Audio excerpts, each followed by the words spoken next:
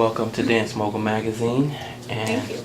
we're here today at Tribe Body, and we have just seen Ian Eastwood and Brian Puspos do their routine, and we are here live with Ian's parents, and we would just like to share with the rest of the world what it is like to be the parents of a famous son. We didn't start out for it to be famous. No. It's kind of amazing, to be honest with you. Yeah. Quick little story today. I ordered some food at O'Hare Airport before we came here, and the young lady behind the counter, she cooked it up and got it ready and put it in the carry-out for me to take and hand it in. She said, "You're Peter Eastwood, aren't you?" Out of the blue. And I said, "Yeah." She said, I said, "How did you know that?" "Well, Twitter and Ian Eastwood's dad." For Ian It's just Eastwood's dad. random. She's not even a dancer. So it's pretty far-reaching. And even me, like when I'm out somewhere, we had a funny story too, where I was shopping for some bathing suit and someone said, "Oh, your hair is beautiful." And I said, "Oh, thank you." I said, "But you should see my son's, it's amazing." She goes, "I know this dancer, he has this amazing hair." I said, "What's his name?" He goes, and she said, "Ian Eastwood." I said, "That's my son." Wow, that's amazing. And then they're Yeah. telling everybody Just in random the store. people. And Just then random people. Yeah, people that aren't even dancers, and she went and told everybody, and it was just completely out of the blue. So we get that a lot. We were in a country called Slovenia, and Ian was teaching there, and we heard some tip-tap on the cobblestones, and two girls came up behind us, and they said, "Are you Ian Eastwood? Can we have an autograph?" It happens everywhere. It's Wow. incredible. Clearly, that is a sign of how supportive you are of him, so much so that the world is able to see that. Can you tell us how you got involved in being so supportive with him with dance? We're both artists. We're both artists, so we understand what it's like to be an artist, and we had to teach our son that if this was his passion, he also had to learn the business of his art, because there's a whole different side of that. And sometimes if you don't learn that side of it, could end up being a hobby, because you have to be able to make a living for yourself. And I was always raised that if you can make a living out of your passion, that you'd always be happy. So our goal with our And he son happens was to be very to passionate find a about what he does. passion and then be able to figure out a way that you can make a living out of it. And so that's how it kind of started. But he was a brilliant artist. He took all of our art classes. We ran an art school. He's an illustrator, I'm a designer, and Ian got that passion in the arts that way. And then we just exposed him to a lot of different things in the art world, and saw what stuck. That's what I advise parents to do, even my art students. Just put your children in as many things as you can and see what sticks. He found what he loved. Found it very young at 10. For those parents that are pushing education first, how did you help him to appreciate education, but also the art, as far as balancing out that show whole 'em your- concept? Well, it's easier for us because we're artists, and I hate to give a simple answer to this, but Ian didn't need much pushing. He happens to be a very smart, bright young man, and always was, and we never really had to push him. He wasn't really into school, and yet he But he was just always happened on to be the good at honor it. roll, and he was always basically an A student. And I don't know, it just he just felt motivated. For those parents that, I don't know, it's almost the flip side of the parents that want all fame for their child, and it comes back to full circle to the fame issue you brought up earlier. That's not We're what not seeking that either. I mean, and one thing I will say about Ian, with all his adulation and all these fans and so forth, he didn't go out seeking that. It's his passion, and it's perpetuated, and people feel it and want to be a part of it. And we have the vehicles these days that they can see that on YouTube, and it's free to everybody. And that didn't used to be there for people. Even when he was younger, when it was just MySpace and stuff, it was just starting. And we started and got a message on MySpace from somebody in England that wanted him to come teach, and he was only 13 years old at the time. Wow. So the social networking has just blasted it out to everybody, and there's still people that don't get it. Well, and one other thing too, it doesn't hurt that our family motto is, you can show them. Yeah, is Ian has this too. Ancora Imparo. Yeah. And initially, it was said by Michelangelo. and who's my favorite artist and also my husband's and one of his favorite artists. And he said it when I think he was 88. Yeah. And I felt that it was a good family message. Very humbling. Very humbling. And what Still it I'm means learning. is still I'm learning. So Ian's always a student. And what we did initially is the boys bought me a silver bracelet that said Encore Amparo on it. And then they loved it both so much because our family's always learning, always, seeking out museums or art or music or any other kind of experience. He comes from a family of teachers. His mother's an anthropologist. His father was a writer, and so all those things, you mix all those things together, and that becomes your family motto. And we bought these little silver bracelets. Then we liked them so much we bought them for each other. And when Ian was very young, he goes, "Mom, can I have that tattooed?" I said, "Well, you have to be 18 because we got to make sure that you still love that as your motto and your message."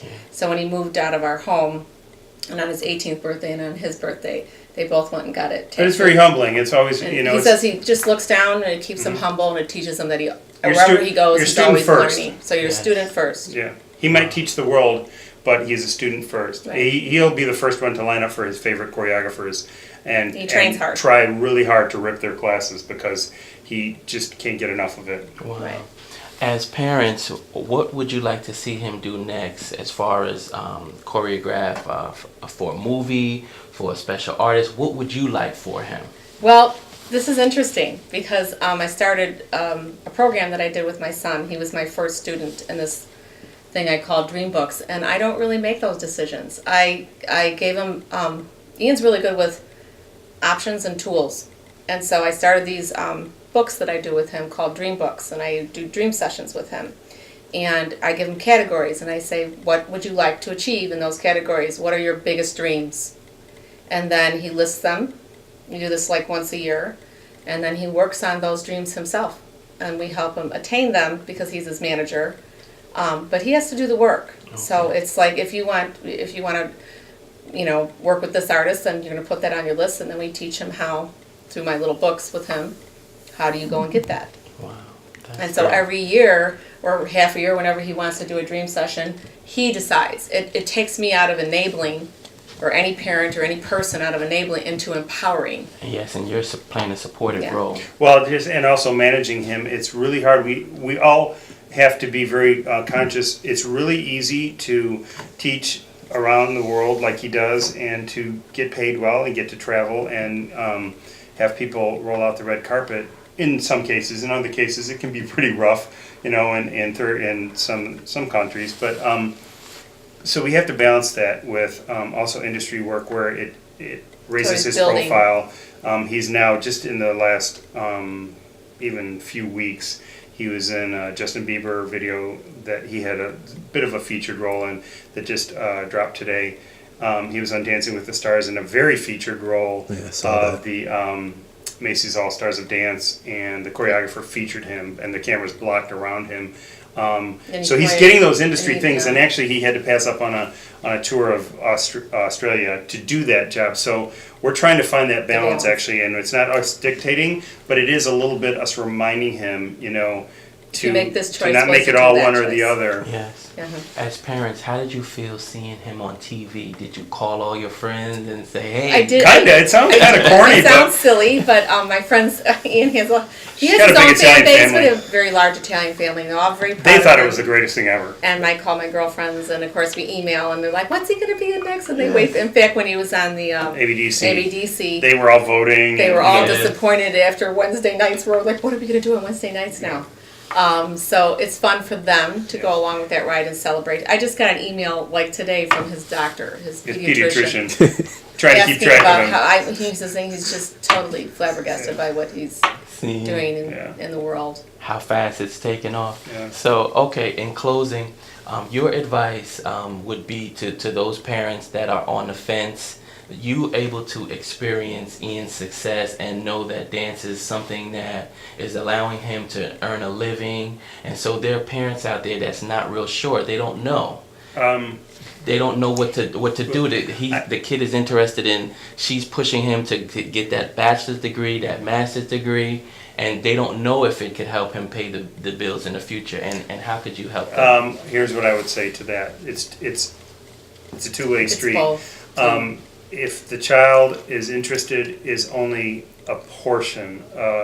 actually is sort of a small portion of the entire pie. What people often don't get about Ian, especially young up and coming dancers that plaster our walls with videos and so forth, that I think they miss the part of how hard he's worked works very hard. at where he's gotten today. And a So lot if of a parent sacrifice. wants to balance what they feel would be a better route for their child, the balance is that they have to work really hard. I mean, it didn't just happen for Ian. He happens to be passionate about it, which helps, of course. And getting To good work training. hard. Anybody wants to work hard at something they love. But that's the other part of it. You know, we do see, unfortunately, lazy young people that want everything Ian has without the work, and they sort of miss that part of the So the recipe. training, yeah, the training really is important. Is getting those like if you're really working at your hard at your studio, and so Ian not only worked at was in a studio and was in dance companies, but he also might have been on 2 hip hop crews, not 1 but 2, and then he would then train at various conventions as well, and then he would go to LA and train. And I've when also when seen he him- didn't have the money for those things all the time. He found a way. He was just like, well, I'm like, well, then there's scholarships. You have to work towards earning a scholarship. So it was always that. Which he always did. And so I'm learning that always that Encore and Paro, that if you want this, then it's that dream book thing too. It's like you've won this scholarship. Now what next scholarship can you win so And- that it'll further your education to get you And further along. and even choreographing, I've seen him choreograph entire sections of a song that he's been desperate to choreograph to, and then not feel satisfied with it and scrap the whole thing and start over again. So Wow. that's Very his, driven. That's his drive. So sometimes I think for parents, it's not. It's. The kid has to invest. The kid really has to invest. It has to Yeah. be something that this is what they eat, breathe, sleep. This is what all they want to do. This is what their happiness is. This is their their true north is their passion, and whatever that is. It doesn't even whatever. Yes. This is dance, but and whatever that is, and even in the arts. For any parents that have children that go in the arts, they have to get that training. It's the same education process. It's just But a it would different make a education parent feel more process. comfortable, to be honest with you, Yeah. if they were unsure where it was headed, if they knew that their child was really invested in it. Yes, yes. Then they can invest in them. Yes, and one last question. You took supporting Ian to another level by being his manager and his parents. How does the dynamics of that relationship work? Because you're still his parents, so you still want the best for him, and yet you have to see things from a business perspective. How do you balance that? To me, they go hand in hand. I mean, first of all, it is a dynamic. It's ever changing, and we have to have meetings, and we have to set aside, like just chilling to get things tackled on our agenda. Right. I would say, first of all, it started because I only wanted to make sure that he was well protected and making sure that he was safe and in an environment. He can't travel overseas when he's 15 years old, and I can't just put him on a plane and send him over to somebody I've never known. So it started that way, traveling with him and making sure that he got what he earned. And the promoter had to then pay for my way as well. And we tried to reduce the impact of that by selling merchandise, and that's how that started. That's how Young Lions merchandise started. Yeah, so that And Ian then can keep his own income. and then with the workshops, it started in the same way. Basically, everybody wanted to hire Ian, but what we decided We wanted to that keep him home a little bit. well, we So wanted just, that, and we also wanted to really not make money, certainly off our son, but other people were, and they were also. We could just look around in a room, and I can do simple math in my head and realize that they're doing pretty well off of my son, and that's.